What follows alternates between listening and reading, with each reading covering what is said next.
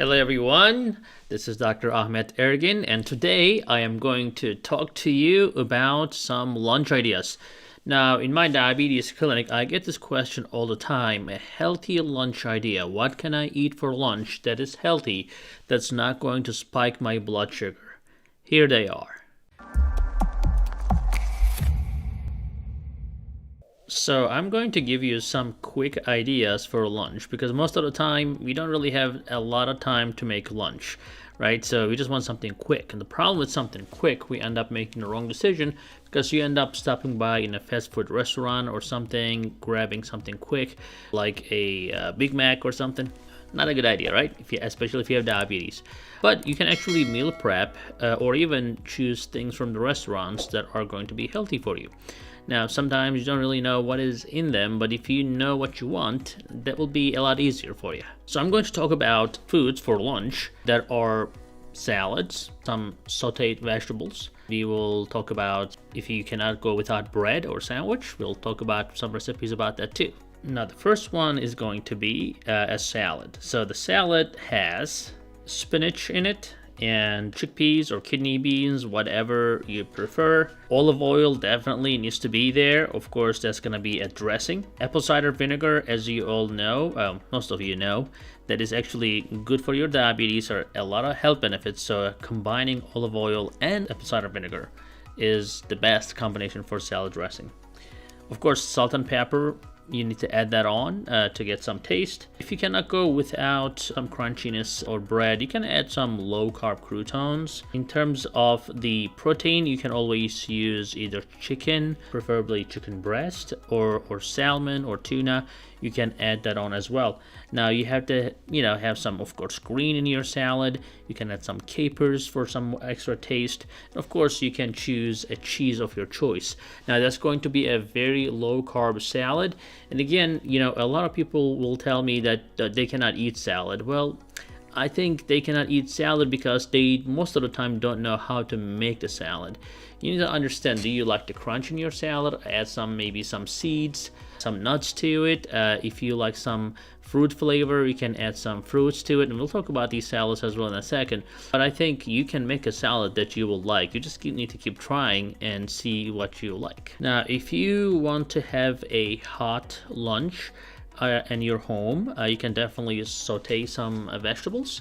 And the best vegetables for these are tomatoes, but tomatoes generally come in later in the process of sauteing. But of course, when to saute something, you need to make sure that your pan is hot and you use some olive oil, a little bit, not too much. And try to use not the extra virgin olive oil because that's not good for high heat process with the sauteing. And then of course, if you are adding some garlic and some onion to it, it's gonna definitely make the taste better. And the red bell peppers go really well in that process, and then your onions, of course. You can always add eggplants if you're a fan of eggplant. You need to add a little bit of water, maybe like a couple teaspoons of water, and let it simmer and cook for a while until you like the consistency and texture. Of course, you can add tomatoes later during the cooking process. Otherwise, your tomatoes will be totally mushed and turn into water. But you can always, if you want to have some texture with the tomatoes, you can add that later. And if you cannot go without meat, you can always add some ground turkey, ground chicken, or even ground red meat, low fat preferably. If you don't mind the fat and if your cholesterol is not that bad, you can add some regular ground meat as well. And then that will be a great quick lunch for you, and it's going to be low carb. Now, if your diabetes is not that bad and you're on certain medications or supplements and you're doing fairly well and you don't mind a little bit of a carb in your lunch, I would suggest using some quinoa. That is very high in carb. It has proteins and fiber, and it's actually one of the greatest carbs that you can have with diabetes. Now, with this quinoa salad, we're going to use, of course, greens. It's a salad, you have to have greens.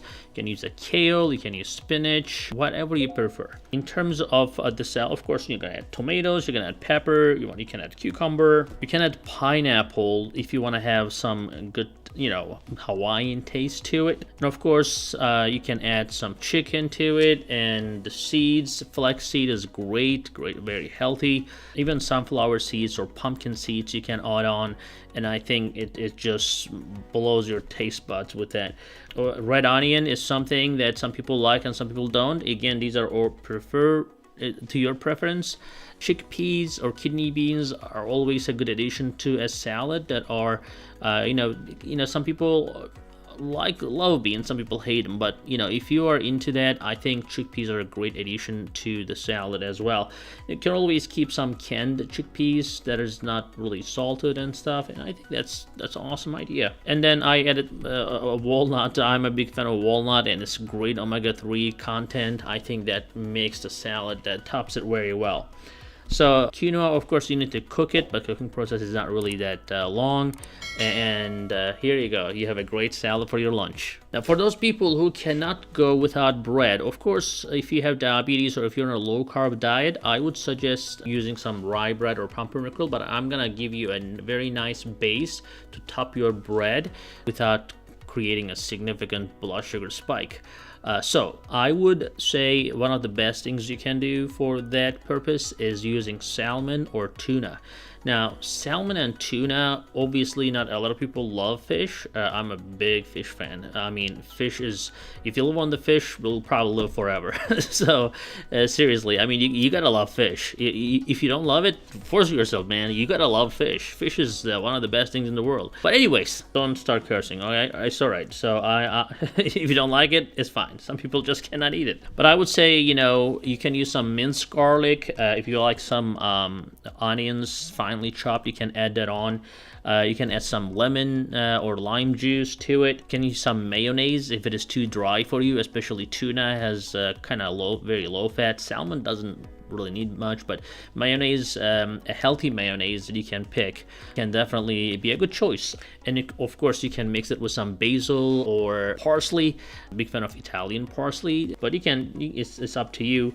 And if you kind of mix it well, and this is going to be your base, and then you can add on some avocado and spinach. You can put the avocado and spinach first and then add on your base. I think that will be a better idea at the end, but that's going to be a delicious lunch for you. And if you don't overeat, if you just have a slice of bread with this topping, I think it's going to fill you up pretty well, and it's going to keep you full until dinner. Now, of course, guys, let me know how it goes for you. Try these recipes.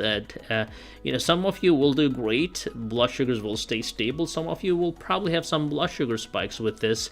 But if you're having blood sugar spikes with these foods, I'm telling you, you need something. You need some supplemental, either food or supplement that can prevent these spikes. So again, I think these are great healthy ideas. Let me know what you think. And if you like this video, give it a thumbs up, and we'll see you in the next one. Alright, thank you for watching, and I want you to be more informed and more educated. So to do that, go ahead and watch this next video right here.